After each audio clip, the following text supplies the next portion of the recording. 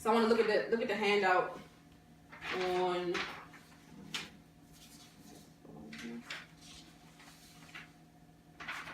the side. It's talking about habitat. Mm-hmm.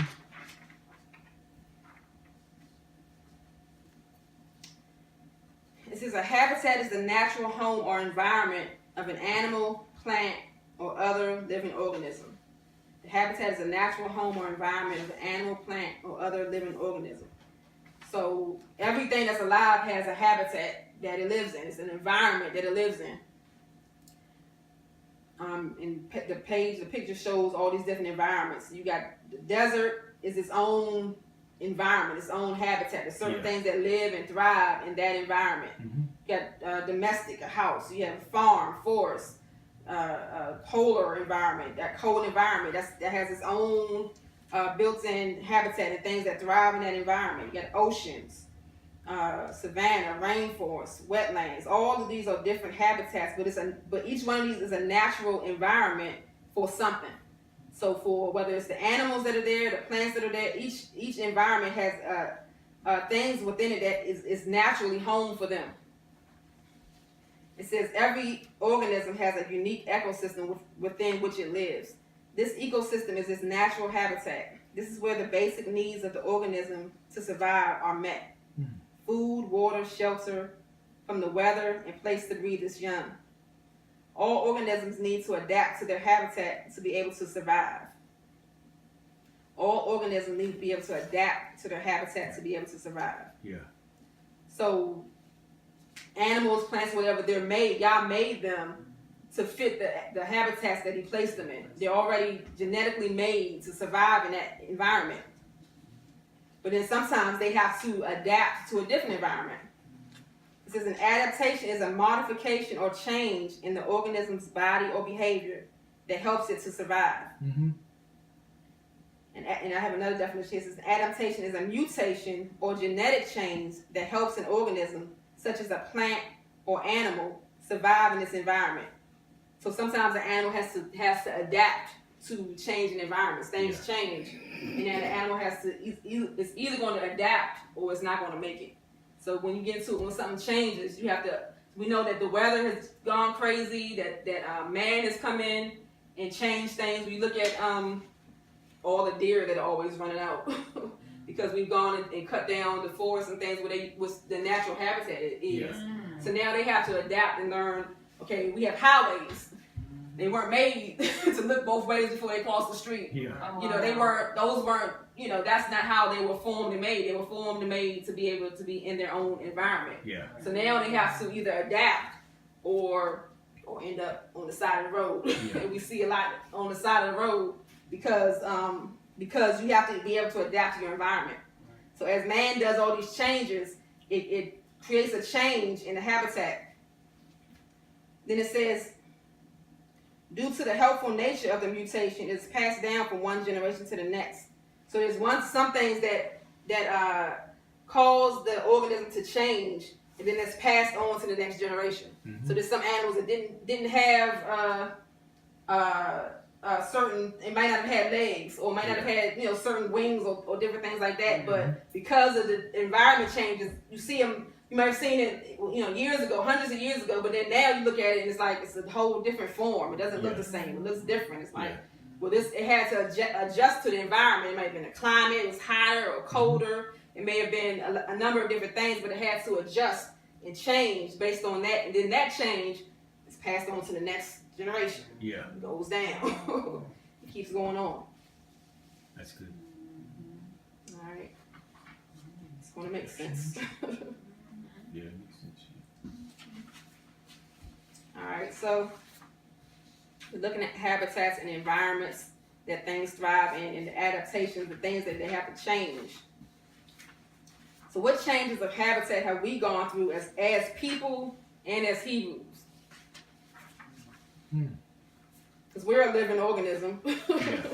We're alive. Mm-hmm. And there's a natural environment that's conducive to us. Mm-hmm. That's naturally conducive, but then when things change, you have to readjust to a different environment. Yeah. Right? We started off in Eden. We started off in the garden. That's Yeah. where man started off at. Mm-hmm. Everything was there that he needed to be able to survive, including the presence of Yah Yeah. walking with him in the garden. Yeah. Everything that they needed was right there. Amen. But then the fall happened, and they had to go out from the garden. So where everything was there and it was adapted to them, now they had to go out into the world Mm-hmm. and deal with the changes that they had to go through out there. Yeah, that's good. Yeah. All right, so man had a change of habitat that they had to adapt to. And then Yisrael. Yeah. So Yah pulled Yisrael out of the world, so there was like almost a 2,000-year period. So after the fall, there's like about 1,600 something years Mm-hmm. where man is just dealing with man individually. He's looking for a righteous man. He sees a righteous man, and he deals with that righteous man until he gets to the point, until we get up to after the flood around 1,600. There's the flood, and then there's then we're dealing with Noah, and we're dealing with Abraham. So when Yah deals with Abraham, he says, I'm going to pull a people out of this world environment. He tells Abraham, leave your habitat, leave your home, leave your environment, because that environment became not conducive for the ways of Yah. That's good. His environment was full of idolatry. It was filled of things that were no longer a natural habitat for a people that Yah wanted to be set apart. So he pulled Abraham out of that place and said, I'm going to form a people around you. Mm-hmm. And I'm going to take these people and I'm going to bless them in a land, and I'm going to take them to a land that's going to be it's going to be conducive to the life that I want to pull out of these people. So he pulled Israel out and send them to a land. That's why the land itself is important. Even the very land, Yah said he blessed it. Mm-hmm. His eyes was on it. He made it flow with milk and honey. So he made that particular place to flourish, so that the people can flourish. And he made that environment conducive to that. So he pulled them out of the world, and he brought them into a habitable place to be able to fulfill their mission. Yeah. But of course, we know that that didn't last long, and so he had to scatter them back out into the world. That's right. So now they're scattered. So now the people were scattered. We're still in the east, and we're scattered over in the east, which is still a familiar environment, but it's not the land. It's not the place where Yah has set apart for us to be able to dwell in, and to thrive in, and to have everything that we need to survive.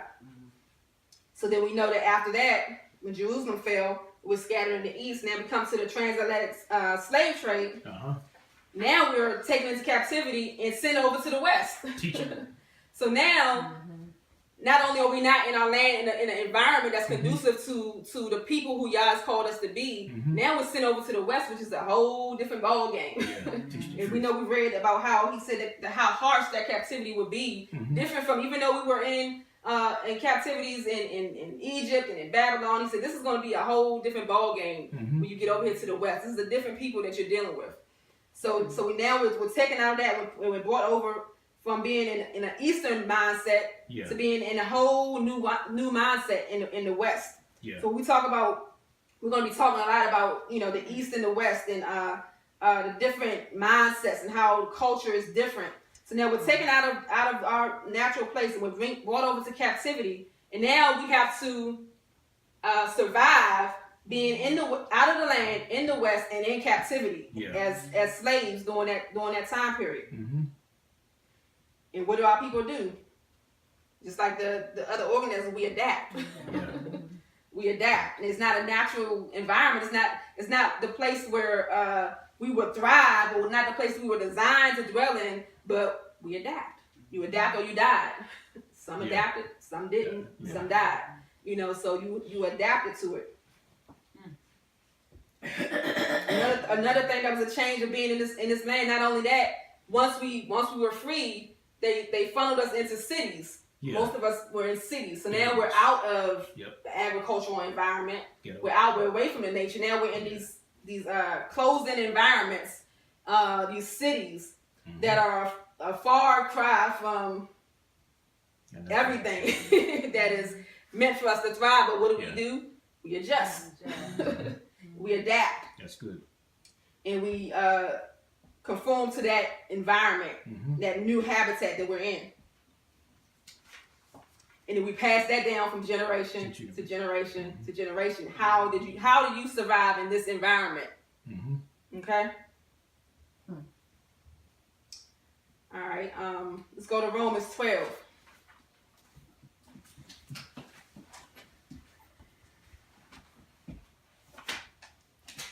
Let's go to Romans 12, 1 and 2. And it's also a version on your paper also. We know that talks about us being offering our bodies as a living sacrifice to the Most High Yah. And then in verse 2, it says, "Do not be conformed to," and I'm gonna read from the paper. "Do not be conformed to," and I have in parentheses, "molded to fit." Molded and adjusted to fit in. Do not be conformed to, meaning molded and adjusted to fit into this world, but be transformed, because they were already influenced. So he's talking to the Romans at this point in time. He's talking to the people who are he's talking to Hebrews and Gentiles that are under Roman rule, under the kingdom of Rome. And but they're people who are trying to live for the Mashiach. They've accepted the Mashiach. They're trying to live for him. They're trying to walk in Torah. And he's telling these people, don't be conformed, don't be molded and adjusted to fit into this world, this society, but be transformed. So he's telling them this because they've already been influenced. Be transformed by the renewing of your mind. The renewing of your mind, renewing your thoughts and your perspectives. Be transformed by renewing your mind so that we can prove what Yah's good and perfect desire is. So on the paper it says Yah's good, which is good in Hebrew is the word tov, which means functional.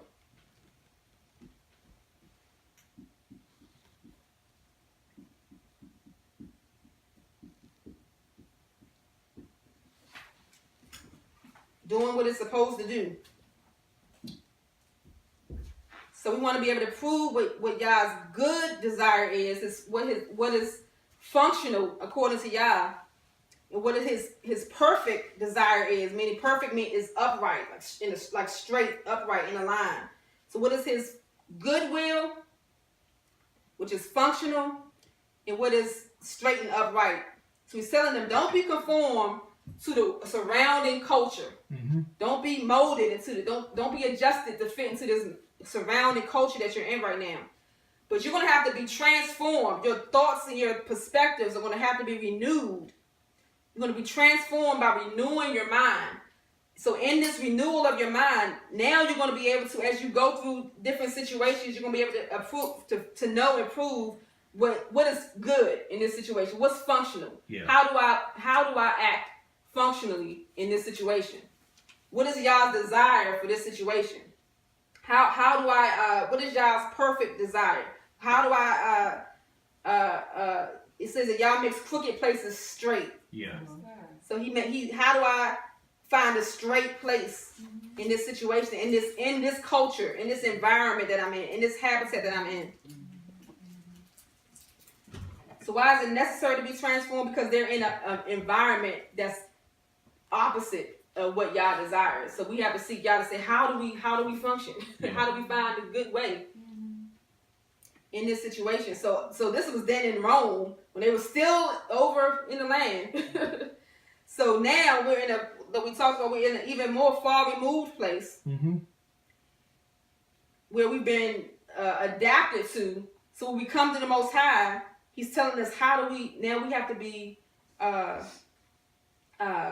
renewed in our mind and our perspectives to figure out what is good now. What is good? We've been born into this environment that's completely opposite. The Hebrew worldview was pretty much minimized and eliminated. They try to cut down everything that's Hebrew, everything that's of the scriptures. They try to eliminate. But the church kept going up. The Roman Empire, the Roman church kept continuing. But they started eliminating everything that was Hebrew. So the worldview changed. So even though Christianity is going on and it's based on the Bible, but the mindset is Western. It's from a whole different habitat. So we have to be renewed in our minds to be able to see past the environment that we're in. Mm-hmm.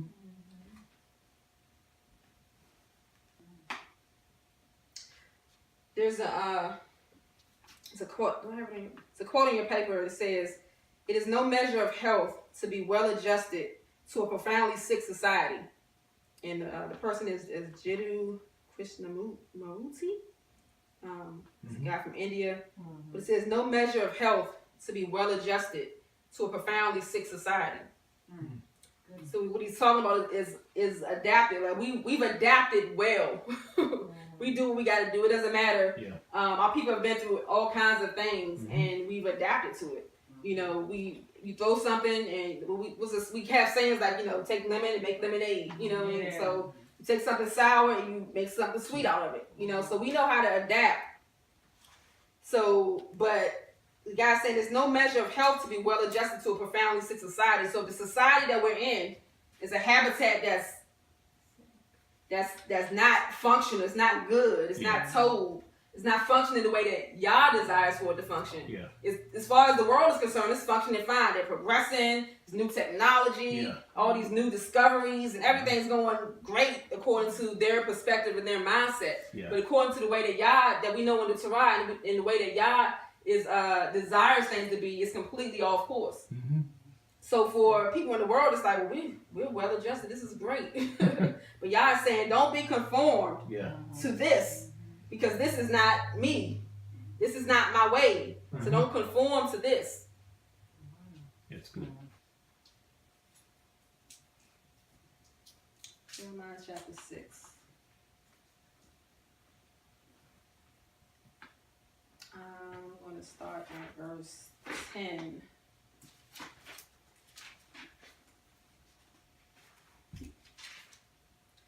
To whom shall I speak and give warning so that they hear? See, their ear is uncircumcised and they are unable to listen. See, the word of Yahuwah is a reproach to them. They do not delight in it.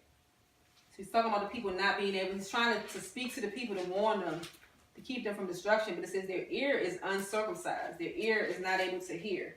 Their ear is not, is conformed to their ways. It has not been renewed in the spirit of their mind. So it says their ear is uncircumcised. They're unable to listen. The word of Yahuwah is a reproach to them. They do not delight in it.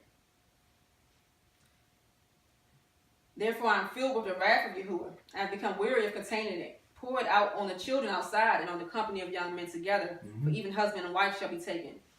Go to verse 13. No, verse 13. It says, for from the least of them, even to the greatest of them, they are all greedy for gain. And from the prophet, even to the priest, all act falsely. And they heal the breach of my people slightly, saying, peace, peace, when there is no peace.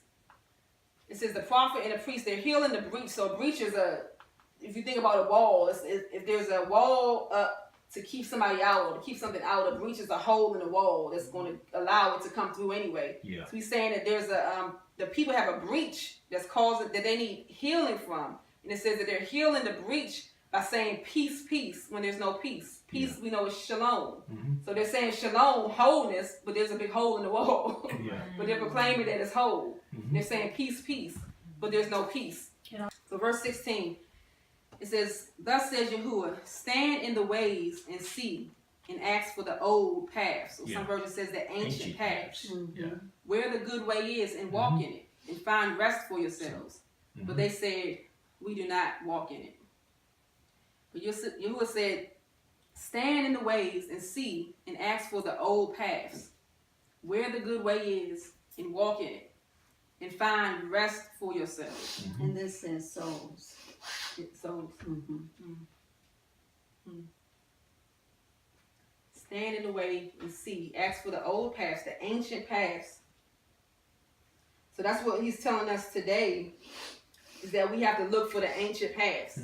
We have to see where the old way is, the ancient way is, the good way, the functional way, and walk in that way, and then we'll find rest for ourselves, rest for our souls, rest in that way. So when you think about the ancient paths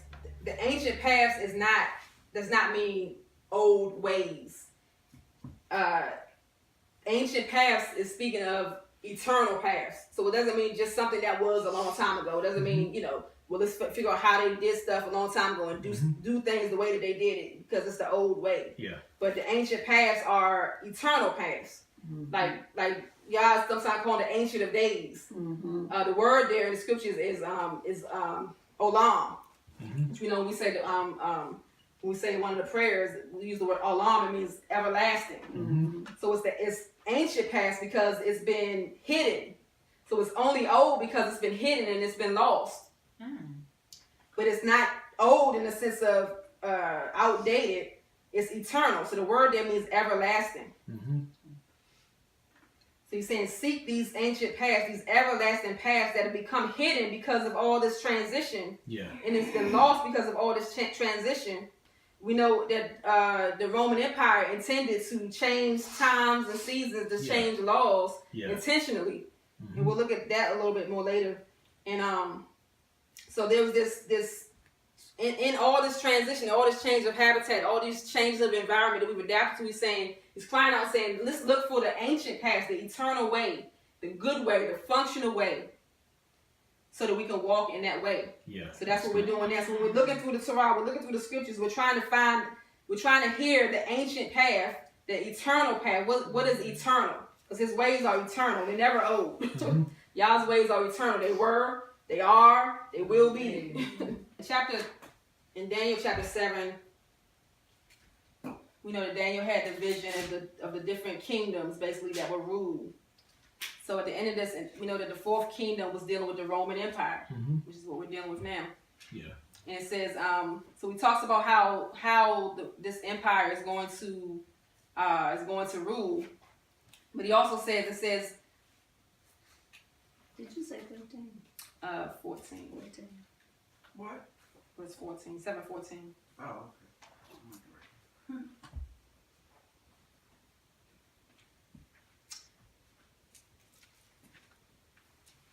I'm going to start at 13. It says, I was looking in the night visions and saw one like the son of Adam coming with the clouds of the heavens. And he came to the Ancient of Days, and they brought him near before him. And to him was given rulership and preciousness and a reign, that all the peoples, nations, and languages shall serve him. His rule is an everlasting rule which shall not pass away, and his reign that which shall not be destroyed. So after he's telling them about this Roman kingdom that's going to basically rule on the earth, I'm going to read some more of this. He's also telling him, he saw a son of man. He saw someone that's like a son of man. This son of man, who we know is Yahushua, is going to be given rulership and a reign. And all peoples, nations, and languages are going to serve him. His rule is going to be an everlasting rule that's not going to pass away. And his reign will not be destroyed. Yeah. Let's drop down to verse 18. It says, then the set apart ones of the Most High shall receive the kingdom and possess the kingdom forever, even forever and ever. So he's saying the set apart ones of the Most High are going to receive this kingdom. Drop down to verse 21. I was looking, and this horn was fighting against the set apart ones and was prevailing against them until the Ancient of Days came, and right ruling was given to the set apart ones of the Most High. And the time came, and the set apart ones took possession of the kingdom. So Daniel was seeing into the future what's going to happen. He showed them all what's going to happen with all these kingdoms that are going to overtake the people. Yeah. Then he's seeing this kingdom that's going to come at the end. It's going to overtake this final kingdom. Let's go down to verse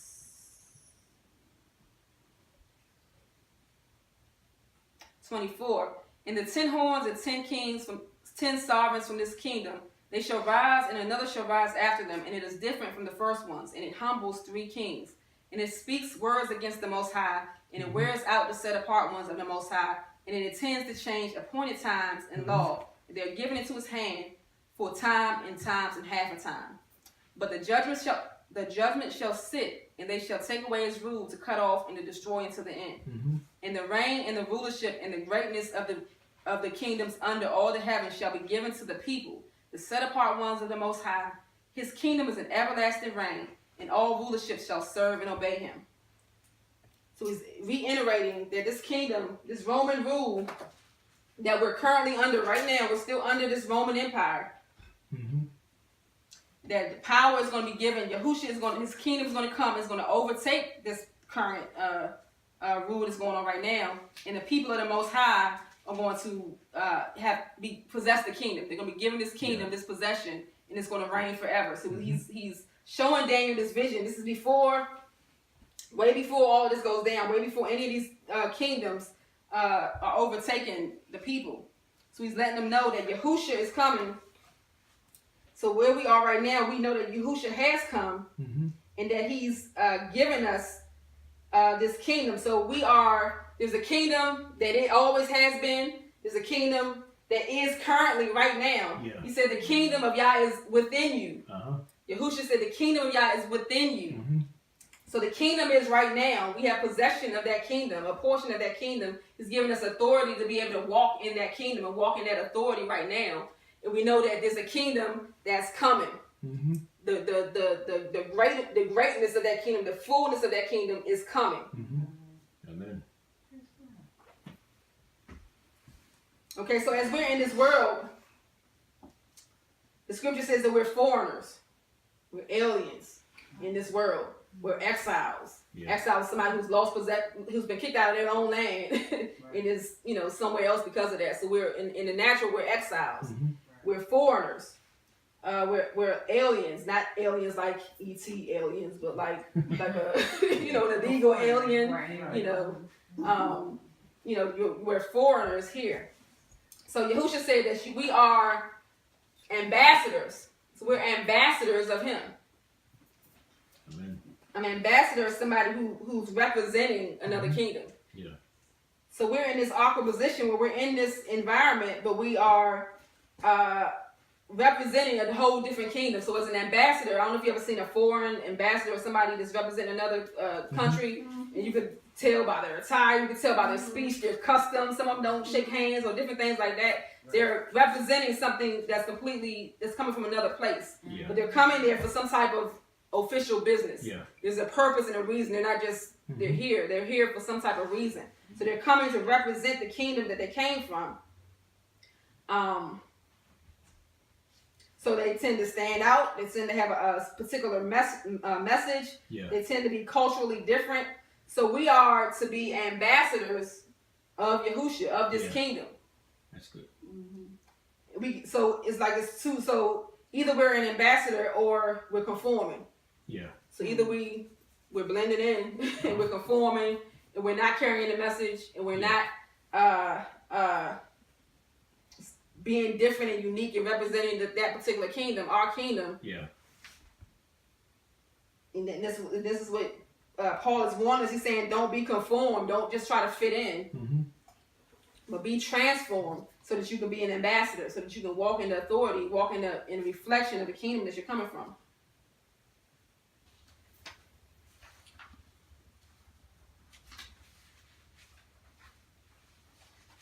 So the back of this sheet is showing an ecosystem. An ecosystem is a community of living organisms in conjunction with the non-living components of their environment, interacting as a system. An ecosystem is a community of living organisms. So it's all these living things that are working together as a community. They're interacting as a system. So it's a whole, you can see on the paper you have the trees, you have the rain, you have so in any of those habitats, each one of those habitats on the other side of the paper, each one of those is its own ecosystem. It's its own community. It all works together. Like you can't remove anything from the environment and not affect the whole environment. Right.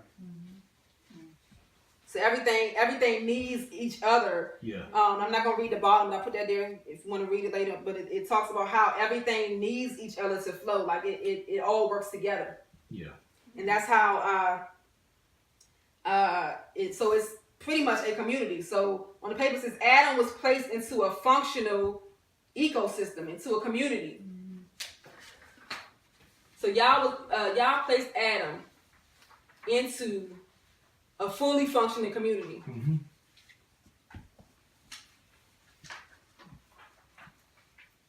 Not only did he place him in it, he took Adam out of it.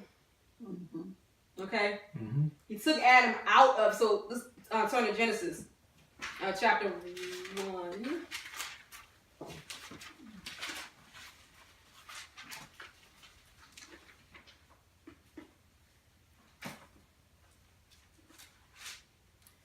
Chapter 2. Oh. 2. Yes. Genesis 2 verse 7, it says, and Yahuwah Elohim formed a man out of the dust from the ground and breathed into his nostrils the breath of life. And the man became a living being. So y'all formed Adam out of this environment. So first y'all, day 1, 2, 3, 4, 5, in part of day 6, Yah is creating the environment. He created a whole community that was functional and worked together, because at the end of each day, he said, what did y'all say at the end of each day? It's good. It was good. We said good means functional. It's doing what I designed it to do. It's functioning. It's serving its purpose and function. So at the end of each day, for those 6 days, y'all said, all right, it's good. So each part was good. So he put everything that was necessary in place. He built this whole community, this ecosystem for Adam, for man to be able to inhabit. And he created this community, and then he pulled Adam out of it. Yeah. And formed Adam from the dust of the ground. So then Adam is placed in this environment. And it says that he needed Adam to till the ground. So when Yah was creating Adam back in chapter 1, he said he wants him to have dominion over the earth. Yeah. I'm going to make you in my likeness, and you're going to have. We see later on it says that there was no man to till the ground. So he made everything set up, but there's no plants and stuff coming forth because man is supposed to till the ground. Yeah. So in this dominion that he gave man, it's not we're talking about Yah. We're not talking about man. In the world, people dominate. The societies that we live in is a hierarchy, and you want to dominate and overcome. But in Yah, what he's saying here is he's giving Adam stewardship. Yeah. So his dominion is a stewardship of the environment that he's in. So he put him in this environment not to dominate the ground, but to till the ground, not to overcome it, but to be a steward over it, so that it'll bring forth the fruit that's supposed to come from it. Yeah, that's good. So he does this, and he puts him in the garden, and it talks about the garden, and describes this place that he put Adam in. So Adam is learning from this environment. We know all the scriptures, most of the analogies and things that teach us comes from the environment. And this is what he was showing me when I was in the park. He was like, because this is your learning utensil. You look around and you see this. I created this community for you to learn from, this community of nature for you to learn from. And so then he took Adam and had him to name the animals. So for Adam, so Adam's put in this environment, he has to observe everything in it. He's observing it. Yeah. And watching how it functions. Yeah. And then he's calling it something. Yeah. That's good. Yeah. So then after Adam does this, so he's being a steward. So after he does this, Yah says that there's no counterpart for him. So he puts Adam to sleep. And look how Yah works, right? So he brought Adam out of, he created a community, the earth, and he took Adam out of it. He put Adam to sleep and took a rib out of Adam and brought woman out of it. Yeah. So he's not recreating something new. When Yah creates something, everything that's necessary is already in it. Yeah. He's just continually pulling things out of it. Yeah. Right. That's good. Yeah. The only thing Adam needed was the breath of life from Yah. He formed it from every element, because we talked about how our bodies our flesh is made from the dirt, and our bodies are mostly water, and our body is made up of minerals. Yeah. And we need the sun activates with our body and creates vitamin D. And so we are a product of the environment, and we need the environment to be able to function. Yeah, that's good.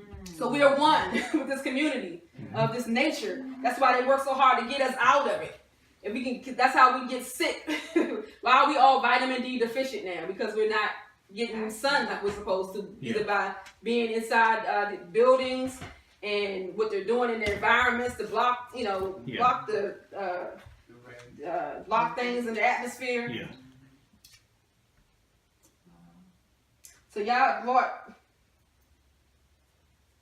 So y'all, he creates things and he draws the good out of the things that he creates. Yeah. Everything was good. He created the earth, created everything in it. It was good. He brought man out of that. And then he breathed into man. And he said man was good. And he brought Eve. He brought Hawa out of that. Yeah. And y'all, so everything is already. So when y'all plants a seed, everything that's needed is already in it. Yeah, that's good. Yeah. The seed of the woman was in. So the seed of man was in the earth. It just needed y'all's breath.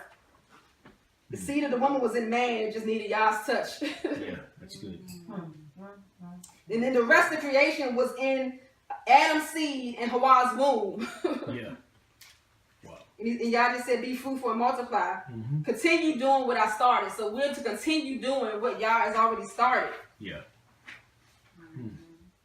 You think about a child is born, and a child is born with everything in it that it needs to be able to grow up. It already has a language and vocabulary. The capacity for language and vocabulary is within the child. All you gotta do is speak to the child, Yeah. and it pulls it out of them. Yeah. Speak to the child, Yeah. and it pulls that language out of them. So we're continuing the process that y'all started. Amen. A lot of times, y'all is already manifest.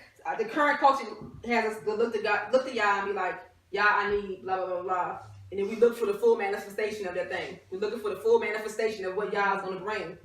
But y'all, usually, what we need is right in front of us already. You see how you pull stuff out of something, but we just got to be able to see it in it. So y'all's like, there's a seed right there and there's a shovel right there. But we're looking for the whole garden. Y'all need a garden. I need a garden. I need a garden. I need a fruit tree. I need a, you know, we're looking for the fruit tree. We're looking for the garden. But yeah, he's like, here's a seed. Here's a shovel. Yeah. We can't see it. We can't see what it is. You know, but y'all say, I gave you the power to to cultivate this so that the manifestation can come out of it. That's good. So that's why our society gets us to think, wants us to see things. Y'all works through processes. Y'all can just speak anything, but he works through process. Yeah. But the way that society thinks is like, it's magic. Yeah. It works through instantaneousness. It works through instant gratification. It works through microwave things. So, and everything that goes through those processes dies quickly or causes death. Because it skipped the process. Yeah. So the necessary things aren't within it to sustain it. Yeah, that's good. Yeah.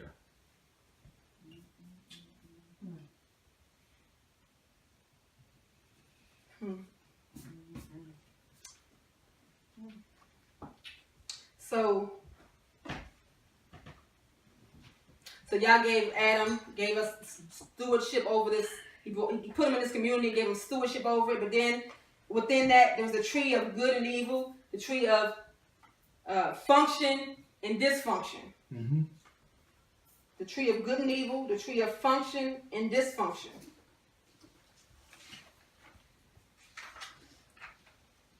So we know that Adam and Hawa, they ate from the tree that had function and dysfunction. Yeah.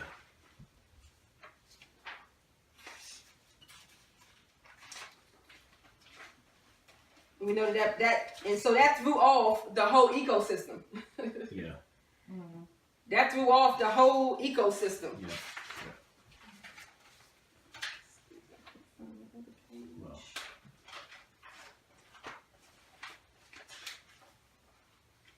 So they ate from the tree that y'all told them not to eat from. Okay. So the functional things, the dysfunctional things, were the things. So what did Hawa say? What did Eve say? When she saw the fruit of the tree, it was pleasing to the eye. Yeah. Looked like it was good for food. Yeah. So that was pleasing and good for her as an individual. But it was good for her, but it was evil for the community. It was functional for her, but it was dysfunctional for the community. Yeah. So I'm going through this process. It may sound like a lot of things, but we're going through this process as laying the foundation for where we're going to go, because we have to change our mindset from individual to community. Yeah. And this is the context that y'all gave me to look at community, because this is our whole goal here is to build community. Yeah. Y'all, and to put community back and to shift our minds. When we had that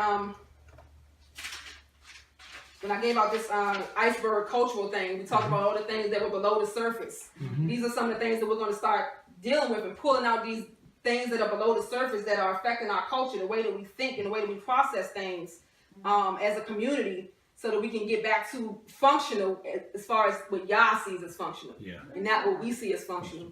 Because for us, we look at what's good for us as an individual. Right. Well, this works for me. This works for me and mine.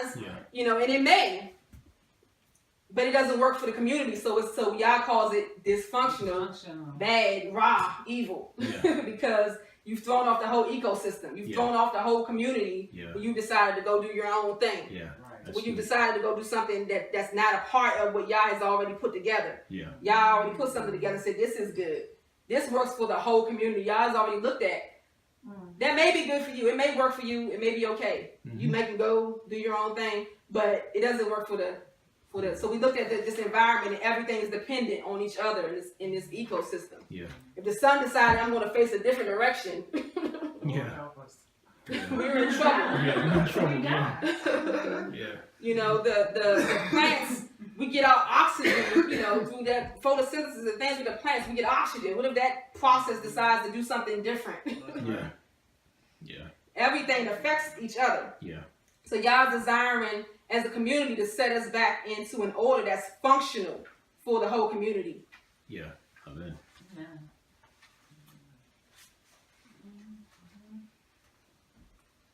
All right, so our goal is to come back together to, as Yah is teaching us his Torah, to be able to create community. On the paper it says, as Hebrews who have been called out of dysfunction, we're called to come together and function as a community. And this community is a microcosm of the kingdom that was and is to come. A microcosm is a community, a place, or situation that encapsulates, that regarded as encapsulating in miniature the characteristics, qualities, or features of something larger.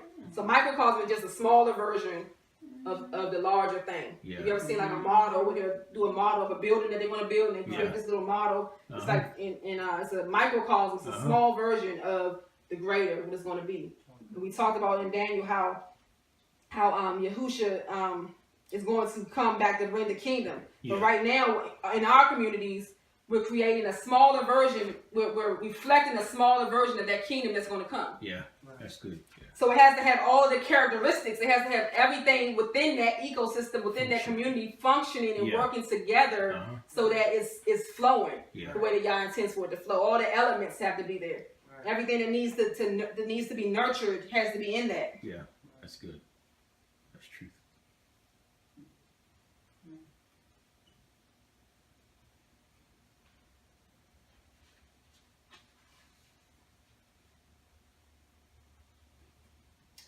So Yahusha said that the kingdom is within you. The kingdom is within us. The kingdom is, so he's pulling, as Yah does, he's pulling it out of us through this environment. We talked about the olive and how he presses the olive and gets the oil out of it with something good. He's already created, he's finished with creation. So any good is he's bringing it out of what he's already created. Amen. So despite this dysfunctional environment that we're in, Yah is going to pull a kingdom out of it. Amen.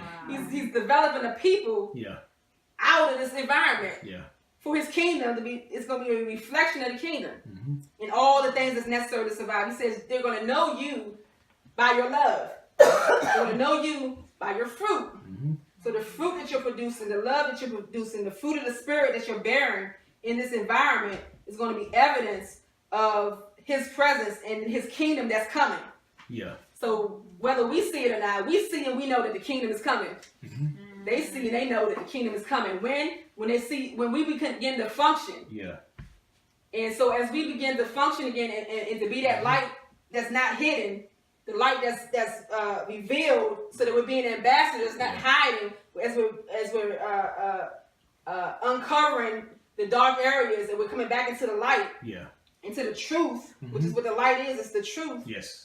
We're coming back into that, so that now we're able to function in a way that's going to draw those who he's calling And that when Yahushua comes, we'll be able to fight with him against this empire that he's going to bring down. Yes. Amen.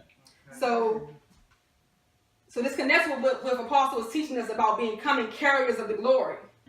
We have to be in a position. So in our as a community, as we function together, we'll be able to carry his glory. Because he's taking us from glory to glory.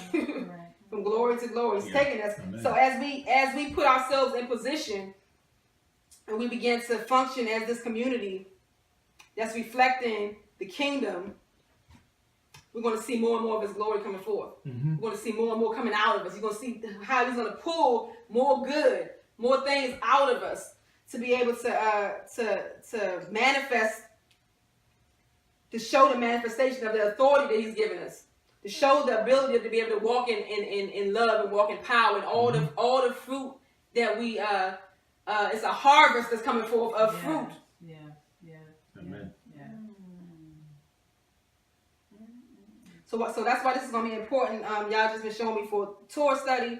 We're going to go through the scriptures and we're going to make the connection between what things that is under the surface in us culturally that we need to still be transformed and renewed. What ways that we adapted to this society that we need to throw off that weight and be readjusted to y'all society. What ways have we blended in? You ever seen I seen it was like a butterfly or something, and it was on the inside it was like purple and all these colors, but when it closed its wings, it looked like a leaf. Looked like a leaf. Like it looked like a dead, like a fall leaf on the ground. It was like great, like on the outside it looked like just a leaf laying on the ground. But I opened it up, and you open it up, and it's purple and colorful on the inside, but it was able to hide. So that's like an adaptation to hide from predators. You know what I mean? So a lot of animals have that. They can be a chameleon. They can kind of hide and blend in with something, and it's effective because it hides them from predators. Yeah. So there's certain things, there's certain times where we have to be wise. Yeah. And hide. It said Yahushua at times withdrew. Yeah. They were after him and he withdrew from the crowd and he was gone. Because it wasn't his time yet. But we don't want to become those who are just blending in. That's good. And just are just the same as the rest of the culture. And this is our culture. Our culture is matching the culture. Because that's the prevailing thought of religion and of Christianity is to blend in with the culture and match it in order to, we're going to win the culture by being like the culture. And that's not scriptural. Yeah, that's right. That's not scriptural. You can't, I never seen an Asian man, Asian ambassador, somebody come over here, put on a baseball cap and some tennis shoes and some jeans and, high-fiving, like, what's up, y'all? I'm in America, I'm going to do as Americans do. Like, no, they represent their culture. And you better not disrespect them. You better not touch their hand when they believe in bowing, or you better not, you have to, so all the dignitaries that deal with in that realm, they are learned in the different cultures, so they know when they encounter somebody, okay, this is how you encounter them. This is how this is what their culture is. You don't want to be offensive, you know. So we have to see ourselves. We call ourselves a royal priesthood, a king of priests. So we have to be willing to operate in that. And I don't know about anybody else, but to me, that's a new thought coming out of Christianity. Is being distinct and different and from the culture, not just spiritually, but all parts of our culture being distinct and being different and being separated and set apart in a way that reflects something different, that reflects a whole different kingdom. Yeah. So we're gonna be talking about specific things as we go on in specific areas where Yah wants to renew us, renew our way of thinking and perceiving things as we go on. Amen.